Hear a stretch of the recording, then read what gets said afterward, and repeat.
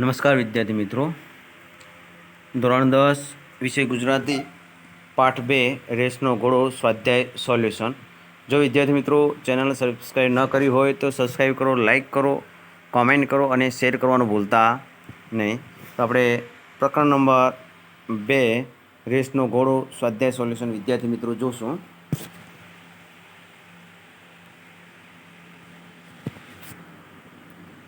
નીચેના આપેલા વિકલ્પોમાંથી સાચો વિકલ્પ પસંદ કરીને લખો. 1. વિનુકાકા વાત વાતમાં કહેતા. એનો જવાબ છે વિદ્યાર્થીઓ એ. નિશાન ઊંચું રાખો. વિનુકાકા વાત વાતમાં કહેતા નિશાન ઊંચું રાખવું. પ્રશ્ન નંબર 2. અંકિતના માતા પિતાનું સ્વપ્ન હતું કે તે ઊંડા માણસ બને. અંકિતના માતા પિતાનું સ્વપ્ન હતું કે તે ઊંડા માણસ બને.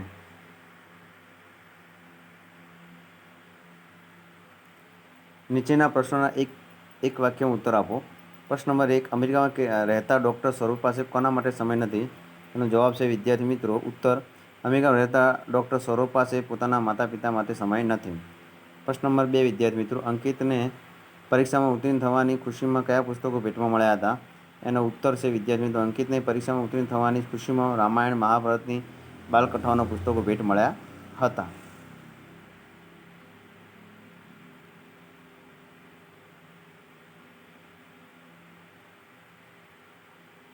નીચેના પ્રશ્નો 2-3 વાક્યમાં ઉત્તર આપો. પ્રશ્ન નંબર 1 વિદ્યાર્થી મિત્રો, બેટા ચાલ બહુ મોડું થઈ ગયું. વિનુકાકાના આ વાક્યને ગુથાર્થ સમજાવો. એનો ઉત્તર છે વિદ્યાર્થી મિત્રો, બેટા ચાલ બહુ મોડું થઈ ગયું. વિનુકાકા આ વાક્ય ગુથાર્થમાં બોલ્યા. સૌરભ ગણીને અમેરિકામાં ડૉક્ટર થયો. ભૌતિક સમૃદ્ધિ તેણે મેળવી પણ તેની પાસે માતા પિતા માટે સમય ફાળવવા જેટલી આંતરિક સમૃદ્ધિ નથી. સૌરભને ઉમદા માણસ બનાવવામાં અને સંસ્કાર આપવામાં મોડું થઈ ગયું. તેથી ઊંડા દુઃખ સાથે તેમણે આમ કહ્યું.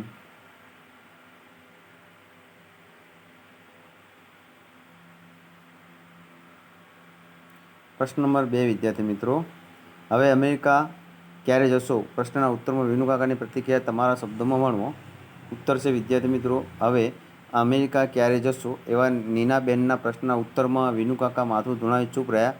એમની આંખને ખૂણે બાજેલું નાનું આંસુ આથમતા સૂરજના કિરણમાં ચમકી ઉઠ્યું. હવે એમના પુત્ર સૌરભને એમના માટે સમય નહોતો.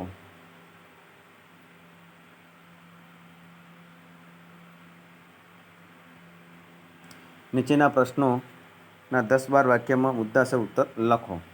પ્રશ્ન નંબર 1. રેસનો ઘોડો વાર્તાના આધારે બાળકના ઘડતરમાં અડચણરૂપ બનતા પરિબળોની ચર્ચા કરો. એનો ઉત્તર છે વિદ્યાર્થી મિત્રો, રેસનો ઘોડો વાર્તામાં સંજય નીનાબહેનના પુત્ર અંકિત તેમજ વિનુકાકા મંજુકાકીના પુત્ર સૌરભના શિક્ષણ ઘડતરની વાત લેખકે સરસ કથા ગૂંથણી દ્વારા સ્ફુટ કરી આપી છે.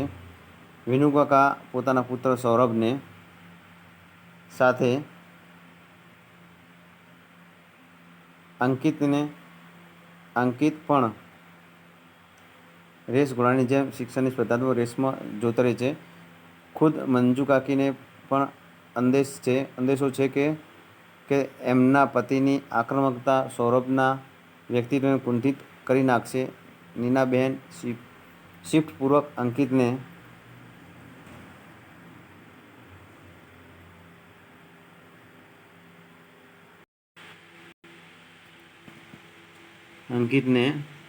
પોતાની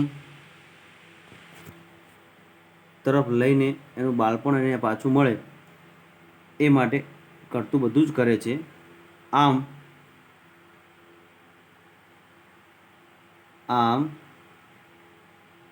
બે બાળકોના ઘડતર માટે લેખકે 2 અલગ અલગ પરિબળોનું નિર્માણ કર્યું છે.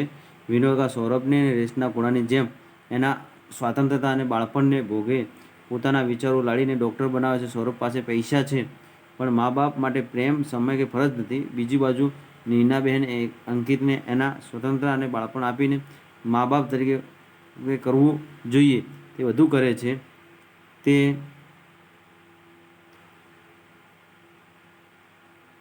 તે સારી માણસ બને છે, પરિવાર સાથે રહે છે, પ્રેમ, સમય અને ફરજ બજાવીને કુટુંબ તેમજ સમાજના ઉપયોગી થાય છે. લેખકે વિનુભાઈના પાત્ર દ્વારા બાળકના ઘડતરમાં અડચણરૂપ બનતા પરિબળોનું નિરૂપણ કર્યું છે.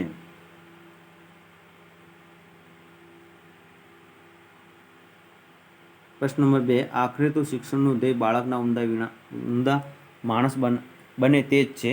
આ વિધાન વિગતે સમજાવો. એનો ઉત્તર છે વિદ્યાર્થી મિત્રો, આખરે તો શિક્ષણનું ધ્યેય બાળક ઉમદા માણસ બને તે છે. આ વિધાન અંકિતના મમ્મી નીનાબેન સાંપ્રત શિક્ષણની મર્યાદાને સ્ફુટ કરતી વિધાયક દ્રષ્ટિ રજૂ કરે છે.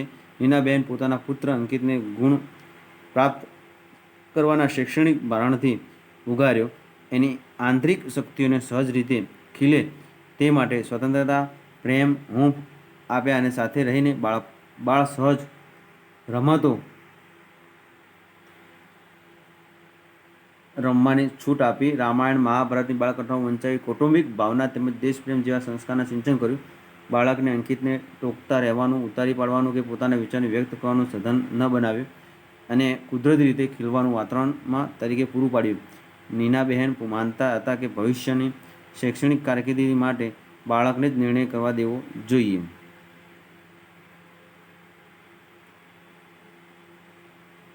બાળક સંસ્કારી બને, ઉમદા માણસ બને એ જ શિક્ષણનું ધ્યેય હોવું જોઈએ. નીનાબહેનનું એ સપનું દીકરા અંકિતે પુરવાર કર્યું. પ્રશ્ન નંબર 3 વિદ્યાર્થી મિત્રો, રેસનો ઘોડો શીર્ષકની યથાર્થતા ચર્ચો. એનો ઉત્તર છે વિદ્યાર્થી મિત્રો, રેસનો ઘોડો શીર્ષક સમગ્ર વાર્તાના કથા વસ્તુના આડને યથાર્થ રજૂ કરે છે. વિનુકાકા એ વાર્તાનું મહત્વનું પાત્ર છે. પોતાના સંતાનોને પરીક્ષાલક્ષી સ્પર્ધાત્મક હોડમાં રેસના ઘોડાની જેમ જોતરીને પોતાના વિચારો એમના ઉપર લાદી દેનારા મા બાપનું વિનુકાકા પ્રતિનિધિત્વ કરે છે. સૌરભ અહીં રેસનો ઘોડો છે. વિનુકાકા મરજી પ્રમાણે એને દોડાવે છે. સૌરભ મોટી ડિગ્રી મેળવે, ચંદ્રકો જીતે, અખબારોમાં એનું નામ ચમકે, ફોટો છપાય,